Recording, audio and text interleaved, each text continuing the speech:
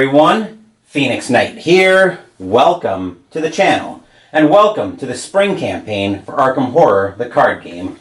We're into April now, and hopefully my voice will be fully clear by the time we're ready to start this campaign. It'll be 3 years this month since I did my very first Arkham Horror card game campaign, and we're going to revisit that same campaign this year. We're going to do the Dream Eaters campaign for this year's spring campaign. As you may recall, though you'd be forgiven for forgetting as it's been a while, we're going to have 2 pairs of investigators in this campaign, one on each side of the campaign. We're also going to be interrupting this campaign at about the halfway point, but we'll have more on that when it happens. Anyway, let's go meet our investigators, and first up, we'll start with the Clover on the Dream side.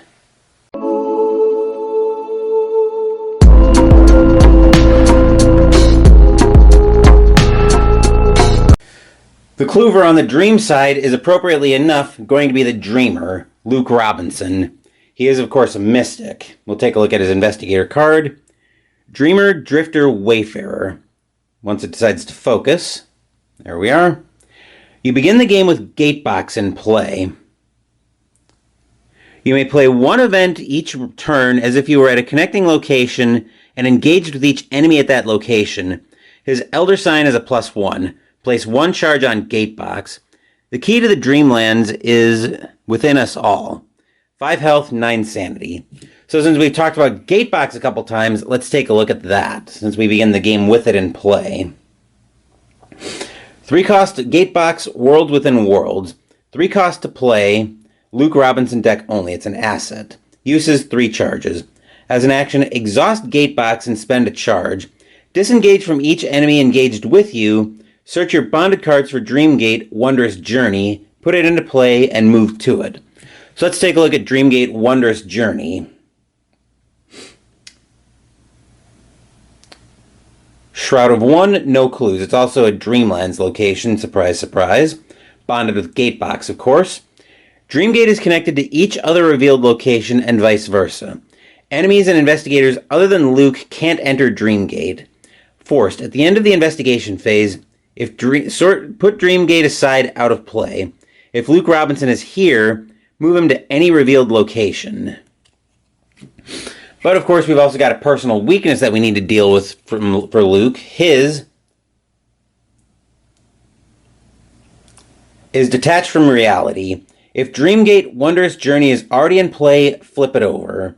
Otherwise, search your bonded cards for Dreamgate Pointless Reality and put it into play. In either case, disengage from each enemy engaged with you and move to Dreamgate. So we'll take a look at the other side of Dreamgate.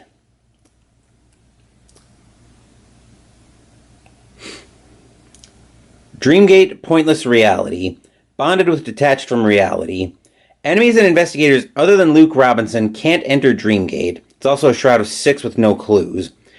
Reaction. After you successfully investigate Dreamgate, flip it. Forced. At the end of the investigation phase, if Dreamgate is set Dreamgate aside out of play.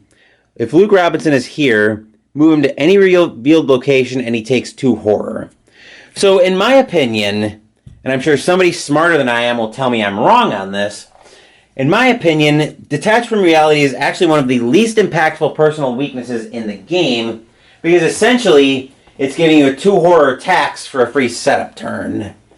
So, and Luke with a sanity of 9, that really doesn't affect him too much, actually, other than maybe taking him out of the fray, especially when we need to get clues in a hurry. But otherwise, it largely seems like an unimpactful weakness. Anyway, that's it for Luke. Now let's go meet the Monster Puncher on the Dream side. We're not quite ready to go meet the Monster Puncher on the Dream side yet, because we didn't go through the back of Luke's card, which I normally do during these campaign intros. So we're going to go ahead and do that real quick. So the backside of Luke's card, deck size 30, deck building options, Mystic cards level 0 to 5, Seeker cards 0 to 2, Neutral 0 to 5. Deck building requirements don't count toward deck size. Gatebox, detached from reality, 1 random basic weakness. It was many years ago when Luke discovered the entrance to the Dreamlands. This is not wanting to... Let me see if I can turn the light here so I can read this a little better.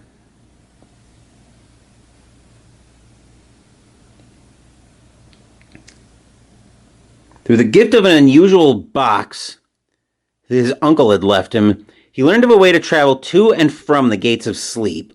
He has since spent the majority of his days wandering the land of dreams in search of adventure. From the streets of Celophaeus to the enchanted wood with its endless mysteries he wanders, unraveling the secrets of the land and of the myriad dreamers who reside there. Now an ancient chaos threatens to annihilate not only the waking world, but the world of his dreams as well. This is something Luke cannot allow. Now that's it for Luke's card. Now let's go meet the Monster Puncher on the dream side. The Monster Puncher on the dream side is going to be Jenny Barnes the Dilettante. She's a rogue, 3s across the board for her stat line. She's a drifter as well. You collect 1 additional resource during each upkeep phase. Elder Sign, +1 for each resource you have. No more Miss Barnes from you. My friends call me Jenny. 8 health, 7 sanity. We'll take a look at the back of her investigator card. Deck size 30. Deck building options, rogue cards 0 to 5, neutral cards 0 to 5, up to 5 level 0 cards from any other class. Jenny is, of course, one of the Dunwich 5 who splashes in this way. Deck building requirements that don't count toward deck building, toward deck size. Jenny's twin 45s, searching for Izzy, 1 random basic weakness. So before we go into Jenny's backstory, we'll take a look at her signature cards. Jenny's twin 45s, a perfect fit.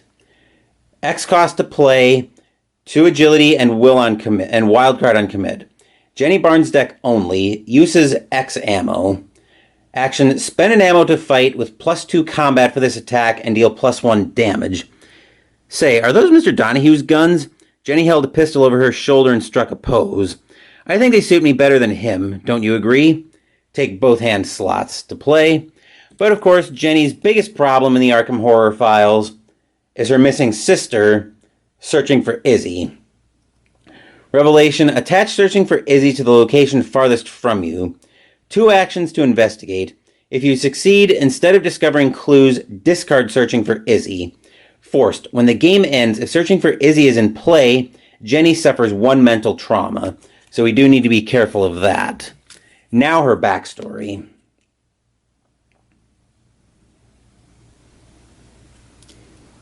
Jenny Barnes has spent the majority of her young life in pursuit of creature comforts, fine dining, and the latest fashions. That all changed when she received a letter from her sister, Isabel. In this letter, Isabel confessed that mysterious forces were aligning against her, and that she feared she may fall victim to some paranormal threat. It was the last letter Jenny received from her beloved sister. Jenny has since returned to the States to track down and investigate all occult occurrences she can find. Hardly a wilting flower, she has proven herself a crack shot as well as a fearless and clever investigator of the unknown. Until Isabel's disappearance is explained, Jenny will never relent in her search. Well, let's hope she doesn't. But that's it for the Dreamers. Now let's go meet the Waking Investigators, and we'll start with the Kluver on that side.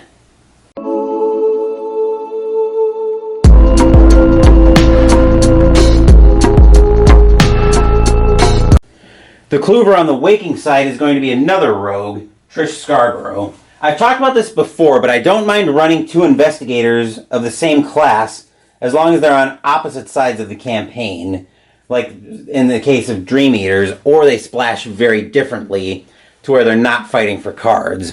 But let's take a look at Trish's investigator card. 2 will, 4 lore, 2 combat, 4 agility. Agency detective, she's the spy. Reaction, after you discover 1 or more clues at a location with an enemy, either discover 1 additional clue at that location or automatically evade that enemy. Limit once per round. Her elder sign is +2. If this is an investigation, you may choose any revealed location. You are now investigating as if you were at that location instead. 8 health, 6 sanity. Back of Trish's card. Deck size 30. Deck building options, Rogue 0 to 5, Neutral 0 to 5, Seeker 0 to 2. Deck building requirements that don't count toward deck size. In the shadows, shadow agents, and 1 random basic weakness. We'll take a look at her signature cards. This time it's an event for Trish. In the shadows, 0 cost to play, 2 agility, 2 wild on commit. Trish Scarborough deck only. Fast, play after your turn begins. Disengage from each enemy engaged with you. Until the end of the round, enemies cannot engage you and you can't deal damage to enemies. Her signature weakness is an enemy this time. Shadow Agents. 3/3/5. 3 combat, 3 health, 5 evade. Prey, Trish Scarborough only. It's a hunter. While Shadow Agents is engaged with you, you can't discover clues except by investigating. Forced. After Shadow Agents is evaded, discard it. 2 health on attack. Or 2 damage on attack. Now Trish's backstory. Trish had always excelled in both body and mind, her unwavering focus on excellence and her fearless disposition a winning combination. Given her stellar academic and athletic records, everyone expected to see her become something great. Instead, Trish took a job at a commercial code company. The initial shock of her humble work eventually wore off, and the exceptional Trish Scarborough faded into obscurity. This suited Trish just fine, and made it harder for anyone to realize the truth. Her job was a cover for her true work as a spy with the Black Chamber, the Bureau's code-breaking agency. And my camera does not like to focus this morning. But that is it for Trish. Now let's go meet the Monster Puncher on the waking side. Our Monster Puncher on the waking side is going to be Sister Mary, the nun. Hopefully we're going to be able to channel a little bit of her nun with a gun from last year's Summer of Lovecraft against Yig. Anyway, let's take a look at our investigator card.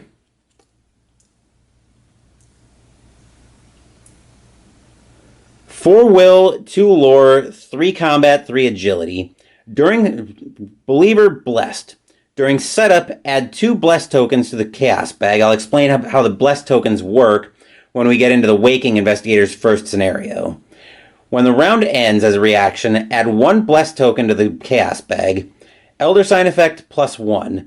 If you succeed, add a blessed token to the Chaos Bag. The Lord watches over my path. I am armored in faith. 5 health, 9 sanity. Back of Sister Mary's card. Deck size 30. Deck building options, Guardian 0 to 5, Neutral 0 to 5, Mystic 0 to 2. Deck building requirements that, as usual, don't count toward deck size. Guardian Angel, Crisis of Faith, and 1 random basic weakness. Let's take a look at her signature cards. Like Trish, it's an event. Actually, no, this one is an asset. Guardian Angel, 2 cost to play, will, combat, wildcard on commit. Of course, Sister Mary deck only. Guardian Angel may be assigned damage dealt to other investigators at your location and connecting locations. Reaction, when any amount of damage is assigned to Guardian Angel, add that many blessed tokens to the Chaos Bag. 3 health there. But we have to be careful because Sister Mary might have a Crisis of Faith. This is a treachery. Revelation, for each blessed token in the Chaos Bag, you must either replace it with a curse or take 1 horror. Once again, I'll explain how the curse tokens actually work when we get there. But we've got a little bit of backstory to look at for Sister Mary. The more Sister Mary learns of the strange and arcane forces that sometimes manifest in this world, the more certain she is that she has been set upon a path to ward off these forces and protect the innocent wherever possible. Armed only with the trappings of her church and an unshakable faith, Sister Mary seeks out every supernatural threat she hears of through her fellow priests and nuns. Other members of her church may dismiss such things as medieval nonsense, but Sister Mary knows the real evils that exist in the shadows. And she knows that if such evils are left unchecked, they will bring ruin and horror to all of creation.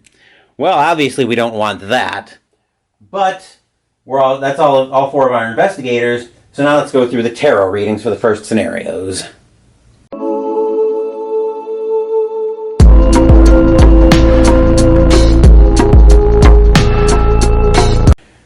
The tarot readings and upgrades are going to be a bit different for this campaign, since we're essentially running 2 parallel campaigns.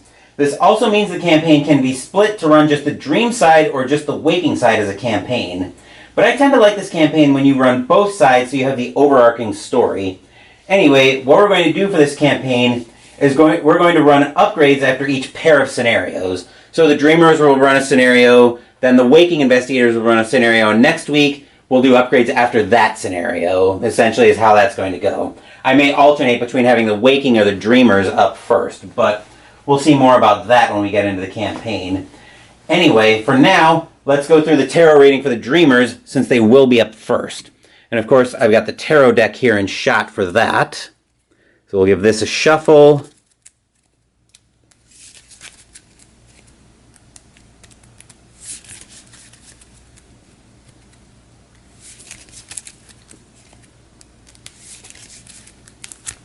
And a cut. And those will be our cards to look at for the Dreamers. So our first card up. The Chariot 7. Each investigator begins the game with 2 additional cards in their opening hand on the good side, or on the bad. Each investigator begins the game with 2 fewer cards in their opening hand and can't draw cards during their first turn. All right, then on the other side, or the other card, the Lover's 6. When the game begins, each investigator searches their deck for an ally asset, adds it to their hand, and shuffles their deck. Or when the game begins, each investigator searches their deck for an ally asset, removes it from the game, and shuffles their deck. I feel like most of the first turn for the Dreamers is probably going to be setup.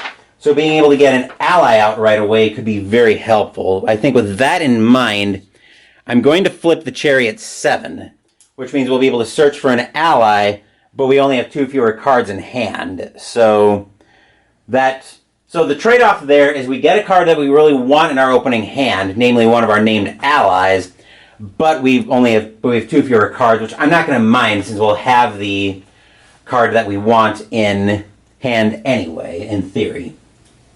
So for the Dreamers, Lover's 6. Search for ally at start. Add to hand. Bad is the Chariot 7.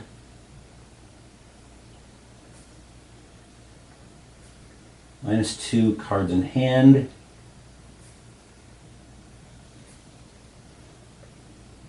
At start.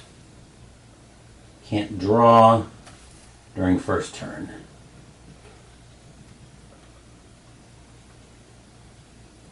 All right, that's it for the Dreamers tarot reading. Now let's bring the Waking Investigators in shot. We'll give the tarot deck a fresh shuffle so we can do the Waking Investigators tarot reading.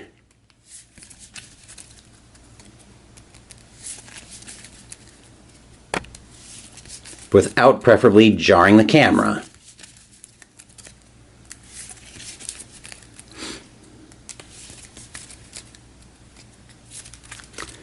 All right, there are 2 cards for the Waking Investigators.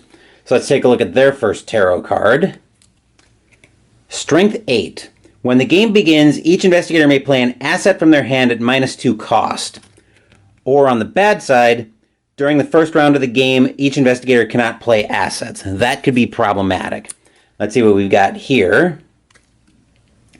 The Chariot 7, which we saw earlier. Each investigator begins the game with 2 additional cards in hand. Or each investigator begins the game with 2 fewer cards in their opening hand and can't draw cards during their first turn.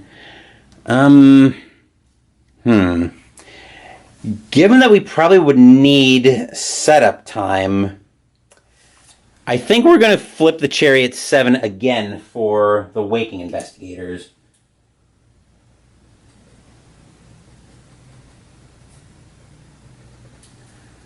And Strength 8.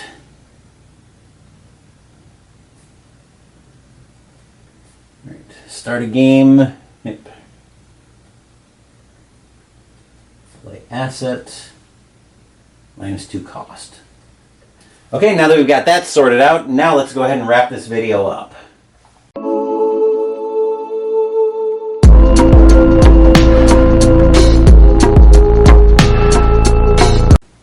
We'll formally begin the spring campaign Sunday as the Dreamers, that would be Luke and Jenny, take their first steps beyond the gates of sleep. As for what else is coming up on the channel, Saturday we'll be starting Mystical Munchies out of the Dungeon Meister cookbook with the appetizer, Remarkably Movable Rods. Wednesday next week we'll be debuting our first football game on the channel as we play Glory Days Pro Football with a matchup from the 1985 season. Thank you for watching the video. Please give the video a thumbs up and subscribe to the channel. Be sure to turn on notifications so you get my content. Be well, stay safe, take care of yourselves and your loved ones, and I'll be back with more videos in the future. Until then, take care everyone.